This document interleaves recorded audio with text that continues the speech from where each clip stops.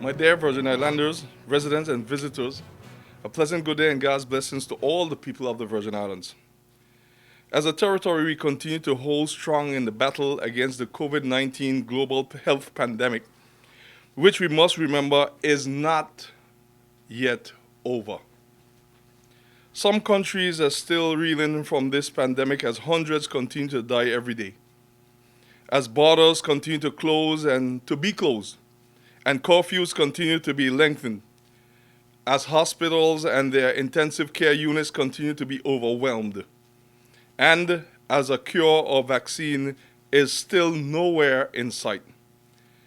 By working together as a government and a people, with God at the center and head of it all, we have been holding the fort and holding our own so far.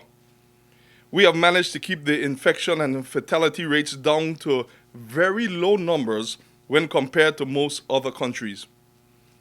After engaging in preventative measures such as the closure of our borders and the implementation of curfews for just over 2 months, we began the rebooting and reawakening of the BVI economy about 2 weeks ago in a phased basis and under the new regular living and working with COVID-19.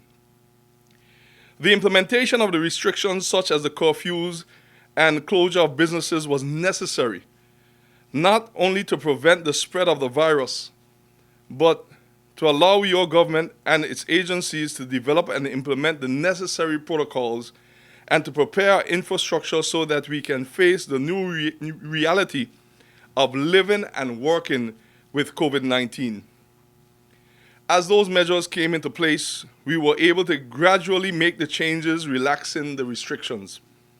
Suffice to say, if we make one wrong move by rushing forward, we would have to shut down and restart again, which no one wants. To shut down and reopen again has a high cost attached, including monetary cost, which will have to be spent all over again. I must remind you that going into these difficult measures, your government consulted with all stakeholders and we maintain a very transparent and collaborative approach throughout. This included members of the business community and members of Her Majesty's loyal opposition. In the case of the tri-party opposition, special formal and informal meetings were convened to facilitate members of the House of Assembly who, for one reason or another, did not attend the public forums and did not attend the meetings to provide updates on the needs of their respective districts in their capacity as elected representatives of the people. We wanted to hear from all of them to ensure that no district was left behind in COVID-19, and we ensured that we provided the opportunity for them to do so. After all, we all have the same objective, I believe, and that is to keep our people safe. Thankfully, we were able to still ensure representation of those districts through the 4 at-large territorial members of the government of the Virgin Islands. I am on record saying, which I said in the presence of the Honorable Leader of the Opposition in our 24th March 2020 joint press conference, that very good suggestions were received from opposition members, and your government is mature enough to know that a good idea is a good idea no matter who brings it. You will also recall from early, your government was proactive and established a coronavirus economic and fiscal stability task force to critically analyze the potential impact of COVID-19 on various economic and social sectors and to advise on the government's possible economic and fiscal policy response. The task force submitted a report which recommends a strategy for the phased rebooting of the economy. One has to be mindful that the world has not faced any situation like this in over 100 years, and no one, nowhere in the world has a playbook for COVID-19. Again, there's no known vaccine or cure. The task force recognized that the global situation is very fluid, which means it is constantly changing as every country is trying to grapple with its effect. What the task force did was to present a range of scenarios based on a variety of factors, with recommendations as to how the strategy for each phase can be adjusted depending on how the COVID-19 local, regional, and international situation turns.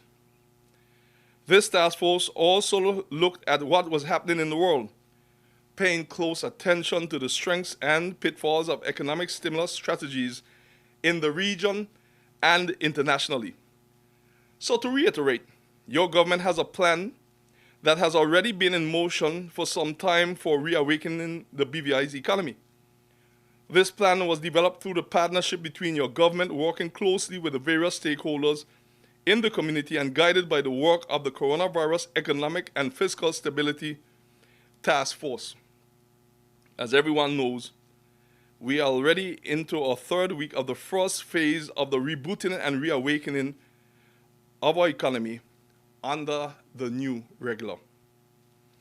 As we continue the rebooting and reawakening of our economy, the BVI will be moving to phase 2 of the economic stimulus response, details of which will be released on May 28, 2020. May I say that in preparing the government's fluid plan, we took an eagle-eye view of the territory as a whole and the needs of our people, both in terms of surviving the present as well as into the future.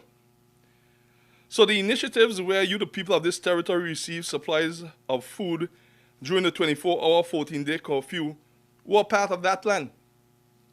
The multiplier effect shows that at least 20,000 people in the BVI benefited from this initiative in a time of need. Your government's plan has taken into consideration the need for ensuring that our children are able to get back into academic activity, which you would recall was one of the highest priorities of your government when we took office 15 months ago. All children are our future, and it is our responsibility to equip them to achieve their highest potential. This is not just an investment for the COVID-19 era, but our future advancement as a territory in the new digital era. The plan has also looked at our food security and employment situation. Every person who has been awake and paying attention over the past few weeks is fully aware of your government's allocation of $2 million for the development of agriculture and fisheries to get our fisher folk and farmers the tools they need to be efficient in their production. Can I tell you that any country that cannot feed itself is a country heading towards destruction? In the last week alone, a number of major construction projects have been launched to stimulate economic activity, provide job opportunities for persons, to enhance the development of the territory, and to improve public infrastructure. All of these activities are being guided by our plan, a plan which has to be kept flexible in the event that there are any more surprises from COVID-19. Anyone who insists on seeing a static, long-term plan etched in stone during this fluid COVID-19 global situation is either naive or being misled. This is why your government has been moving in phases. I say this because it has come to my attention that Her Majesty's tri-party loyal opposition has returned to their familiar strategy of engaging in propaganda by promoting a magic portion plan for healing all the economic wounds of COVID-19. As Premier Minister of Finance, I can assure you that the situation and the solutions are much more complex than the tri-party opposition is portraying them to be. One would think that the Honorable Leader of the Opposition, having served as a former Junior Minister for Trade and Economic Development and Minister for Health and Social Development, would have had an appreciation for this. There are numerous cases where countries rushed to open borders and rushed to implement economic plans, and they had to quickly put in the reverse gear because infections spiked and the economic plans did not match the rapidly changing situation. So it is imperative that I must warn the public to be wary of persons who feel that they can get inside of your head and play on your emotions so that they can damage your relationship and your trust with your government and with your positive future. It is noteworthy that most of the basic suggestions and priorities listed in the document put forward by the tri-party opposition and their operatives, such as in the area of agriculture and fisheries, were already contained in your government's plan and have long been in the public domain. As with any plan, the challenge is, how do you raise the funds to finance these initiatives? Who will be paying for them? Anyone can just list out lofty activities for millions of dollars. But the question is, how will these things be paid for? Who will pay for them? That is what the tri-party opposition and their operatives have failed to tell you, the people. And it is why his pronouncement must be approached with extreme caution. People of the Virgin Islands are well aware that the territory's financial resources are not limitless. But more than that, our position is under certain constraints that were not of this government's making and which your government has been working hard to overcome over the last 15 months.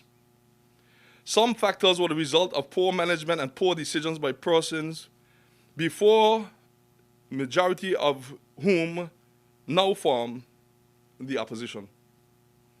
Just to remind the public of what some of those constraining factors are.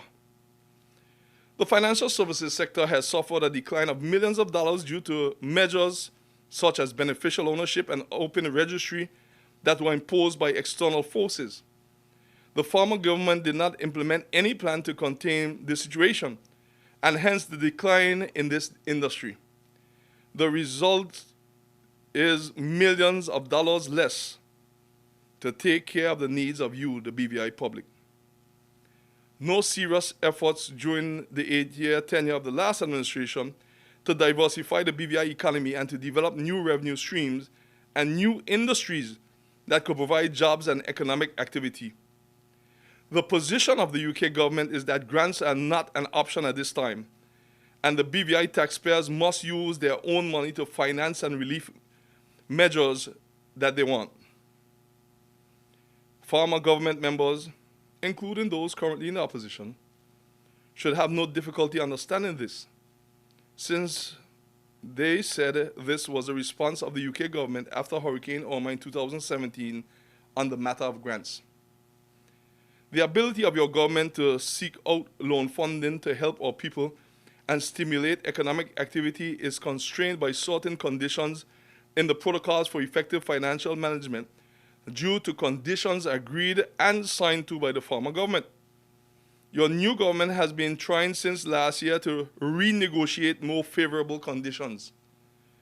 There are persons who are saying the protocols are not impediments to the BVI raising and spending money. But you have to keep in mind that those persons have their own agenda, and for the most part are not mutually aligned with the purpose of the people of the Virgin Islands. May I also remind you that after your new government made revelations last year of how the BVI was put in jeopardy by the former administration when they agreed to some of the protocol conditions, certain members of the former government said they were not aware of these implications at the time that these things were being done. It took Irma and Maria to expose the risk that the BVI was placed in.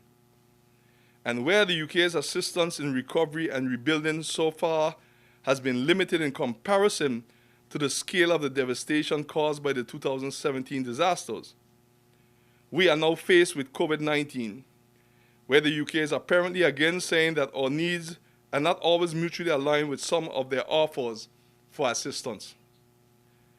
Heads of overseas territory governments would have had the opportunity to be in discussions with the United Kingdom government as each territory discussed the response to COVID-19 and how the United Kingdom can support the OT's response.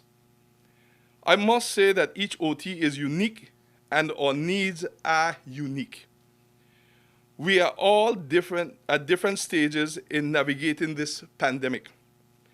And we have specific needs and have requested the UK's assistance in meeting those unique needs as we think about COVID-19 and the upcoming active hurricane season. For example, some of the territories have gotten security and military assistance to reinforce the capacity of their local law enforcement authorities because that is their need at this time. Others have received personal assistance to support food and medicine delivery as well as support for medical teams. That is their need at this time. In the BVI, I thank the United Kingdom government for assisting the government of the Virgin Islands with acquiring additional COVID-19 test kits, for facilitating our discussions with the Public Health England, and for making sure that the medical supplies that were seized in the United States were released to the territory.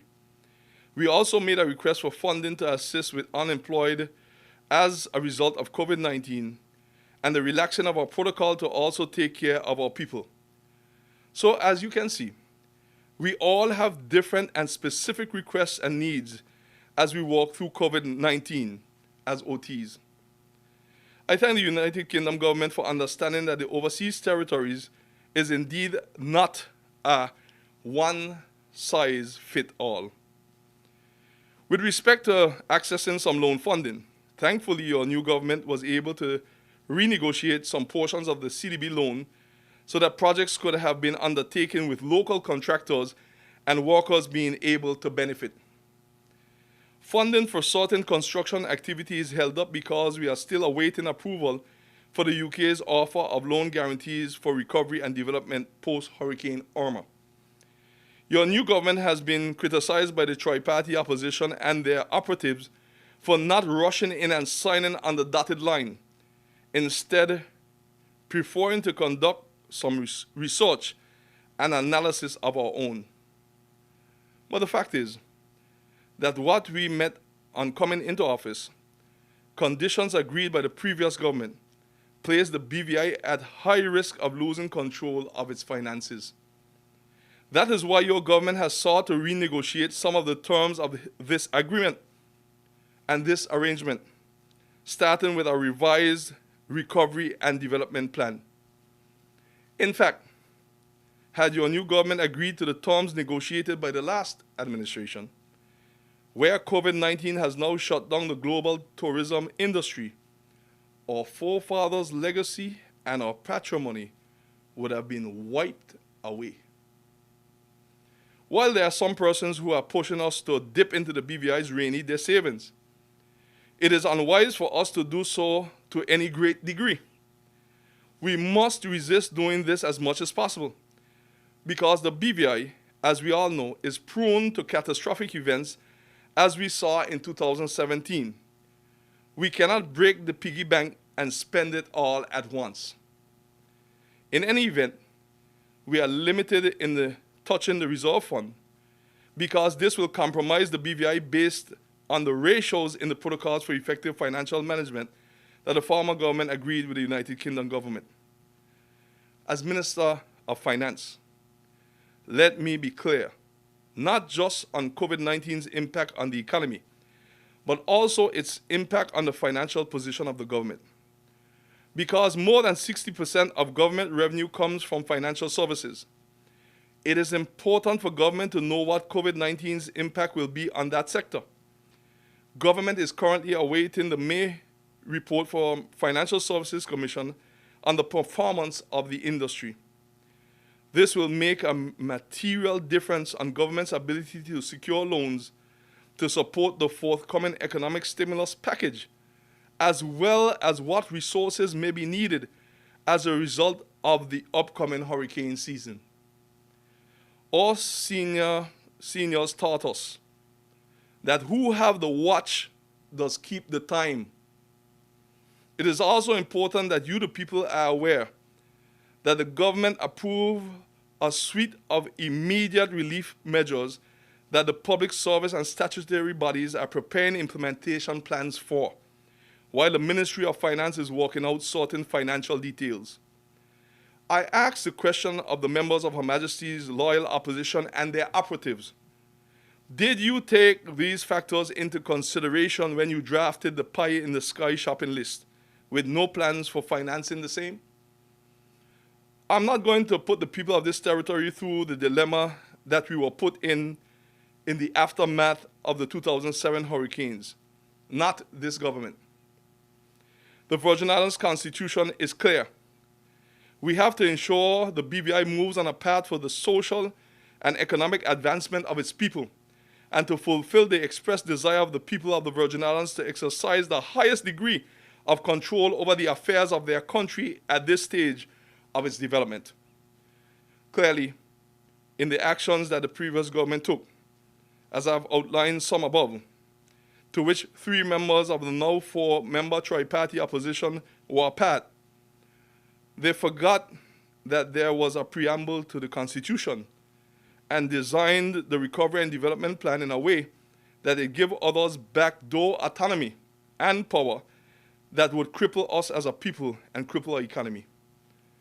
The initial Recovery and Development Plan submitted by the former administration practically took the BVI out of the hands of the people of the BVI. And here they are again with another plan. Drawn up by whom? To please who? And to empower who? Because if we follow their lead, then we would not be the architects and engineers of our fate in the BVI. The proof is in the pudding. Just look at their track record in 2017. Thankfully, your government was able to revise the Recovery and Development Plan now being executed by the RDA. Your government has to tread carefully. It is not our intention to compromise accountability, transparency, and good governance as we seek to negotiate some of the detrimental terms and conditions in the financial protocols that have been a heavy weight on our economy and, by extension, our territory.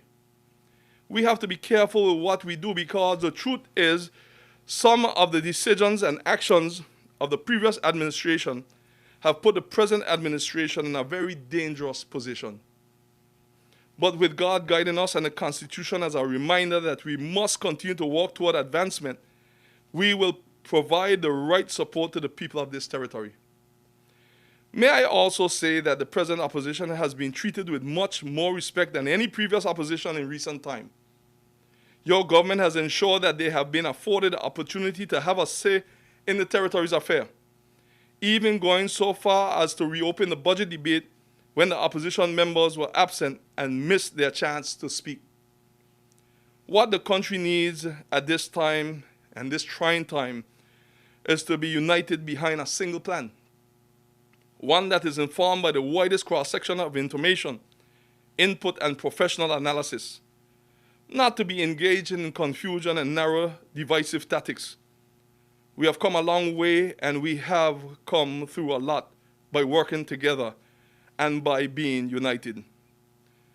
COVID-19 is not a time for playing games, political or otherwise. COVID-19 is not playing around with us, and we must not play around with COVID-19. Your government remains open to welcoming feedback and suggestions from all quarters. We continue to welcome the dialogue with the tri-party opposition and incorporate areas where we find common ground in the best interest of the people. This is true democracy. But in the same breath, I want all of us to understand that the decisions being taken must be in sync with a territory-wide picture that must also be aligned with global developments. In other words, not everyone will get everything they want, how they want it, and when they want it. Also, there are things that we may not be able to implement this week for good reasons. But those things may be better suited to a later date, and so timing is everything. Your government is well aware that these are trying times. We are well aware that the new regular is not easy, and that this may be frustrating from time to time. But by and large, everyone is in agreement that these adjustments are necessary to save lives. May I remind you that we have saved lives by being proactive. We have made sure that the $12 million went into proactive measures, and we were able to abort the projection that we would have had more than 3,700 confirmed cases of coronavirus in the BVI. So, in this event, your government will not allow anyone to make us feel bad about doing good. Our phase one soft reopening, which is in progress, has been coming along well, and we want to keep it that way. Can I tell you that our future steps require careful planning, execution, and much prayer?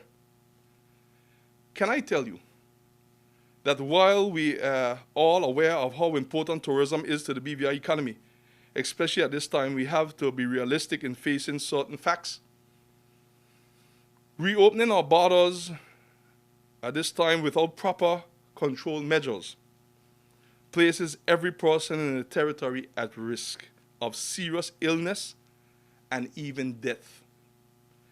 So before anyone asks the government to just throw open our borders, look your loved ones in their eyes and then think again what their lives mean to you and what your life means to them. Your life and that of your loved ones is a price some people are willing to pay to grab hold of power, and may I add, put it in the wrong hands. Most of the countries in the world still have restrictions on international travel. This applies to many of the countries from which the BVI's visitors originate. How will the tourists get here even if the BVI opens its borders at this time? How will they get here if their own borders are closed and airlines are not flying? Secondly, the economies in most of those countries are also in decline. Many persons there are also out of work and have no money. Do you think persons will have the money for vacationing? Even if the BVI says we are ready for visitors, the rest of the world is not ready. The United Nations World Tourism Organization continues to state that 100% of destinations worldwide still have COVID-19 related travel restrictions for international tourists in place. Out of all 217 destinations worldwide, 156, 72%, have placed a complete stop on international tourism. Most significantly, the organization further states no destination has so far lifted or eased travel restrictions. This is the global picture, and it is so until someone invents a cure for COVID-19 or a vaccine for the coronavirus. So I'm asking the members of the tri-party opposition and their operatives, from where will the tourists come if the switch is flipped in the morning and we reopen the BVI's borders to international travelers? Does any of them have a crystal ball or secret cure for COVID-19 to make pronouncement that global tourism and global aviation will be back up and running by September? From whom did they get this information? I cannot believe that the four members of the opposition wants to put the entire country, you and your family, at high risk, and to retard the territory's progress by reopening travel between the USVI and BVI at this time.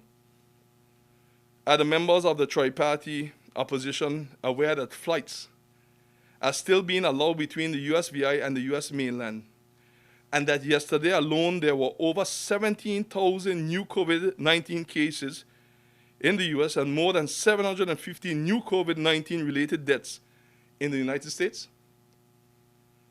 Already for today alone, over 900 persons have died from COVID-19 in the United States.